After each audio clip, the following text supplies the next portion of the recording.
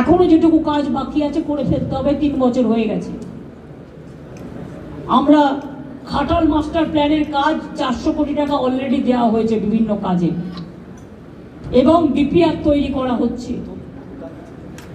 3 বছর টাইম লাগবে টোটাল কাজটা করতে, কারণ এগুলো খুব সিরিয়াস কাজ। তার মধ্যে 6 মাস চলে যায় বর্ষায়। বর্ষাকালে কিছু করলে কনস্ট্রাকশনের কাজ, জলের টাকাটা চলে যায়। এটা দীর্ঘদিন সেন্ট্রাল গভর্নমেন্টের কাছে পড়ে আছে, আজ পর্যন্ত ওরা করেনি। এটা আমরা করব। তাছাড়াও অনেক জায়গায় বাঁধ ভেঙেছে। মালদার ভুতনি চকে অলরেডি ব্রিজের ডিপিআর তৈরি হয়ে গেছে, কাজ চলছিল। এই বৃষ্টিতে হয়তো একটু ধাক্কা খাবে। পাওয়ার ডিপার্টমেন্টকেও বলা হয়েছে, আপনাদেরও বলছি, যেখানে বন্যা বা জল জমবে দয়া করে এসি মেশিনটা, অবশ্য কম লোকেরই আছে জেলায়, এবং টিভিটা কিছুক্ষণের জন্য বন্ধ রাখবেন, যাতে কোনো ইলেকট্রিফিকেশন না হতে পারে, ইলেকট্রিকিউট হয়ে কি কোনো দুর্ঘটনা না ঘটতে পারে। আর ফোনের নেটটাও কোথাও কোথাও স্লো হয়ে যায় বিকজ অফ দিস। এটা নিয়ে চিন্তা করবেন না।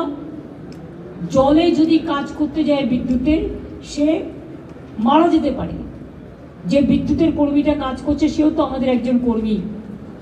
তাই জলে জীবন বাঁচিয়ে তারপরে বিদ্যুতের কাজগুলো রেস্টোর করার কথা বলা হয়েছে। অনেক জায়গায় হয়েছে, 100% হয়েও যাবে, কিন্তু আবার হয়ে গেছে অলরেডি বর্ধমানে।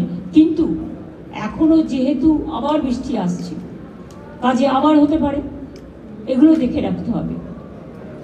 এছাড়াও ডিবিসি নিয়ে আমরা বলেছিলাম আমরা আমাদের শেয়ার উইথড্র করছি। আমি প্রধানমন্ত্রীকে চিঠি লিখেছি। 2 হচ্ছে আমাদের 2 জন মেম্বার ছিল, কিন্তু তাদের কোনো কিছু জানানো হতো না। পাওয়ার ডিপার্টমেন্টের সেক্রেটারি শান্তনু ঘোষ ছিলেন, তিনি রিজাইন করে দিয়েছেন as a director from DBC. আর 2 হচ্ছে একজন ইঞ্জিনিয়ার ছিলেন আমাদের ইরিগেশন ডিপার্টমেন্ট থেকে, তিনিও রিজাইন করে দিয়েছেন। কারণ এটা বারবার বলে যখন কাজ হয় না, তখন কাজের মধ্যে দিয়ে কাজ খুঁজে বাংলাকে বাঁচাতে হয়। বাংলার এই বঞ্চনা আমরা মানব না, আমরা মানব না, মানব না, এর উত্তর মানুষ দেবে।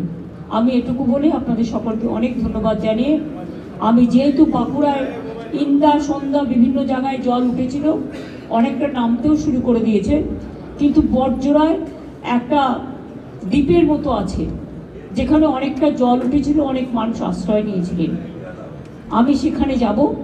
তারপরে রাতে আমি দুর্গাপুরে আজকে থাকবো, প্রোগ্রাম নেই, ফিরে আস্তে আস্তেই রাত হয়ে যাবে। আমি কালকে বীরভূমে অ্যাডমিনিস্ট্রেটিভ রিভিউ মিটিং করব। তাহলে আমার বন্যাক্লিষ্ট সবগুলো জেলা কমপ্লিট হয়ে যাবে ভিজিট করা। আপনাদের অনেক ধন্যবাদ, অনেক নমস্কার। আগাম পুজোর সকলকে শুভেচ্ছা। মা সকলকে শান্তি দিক, স্বস্তি দিক, শক্তি দিক, ভক্তি দিক।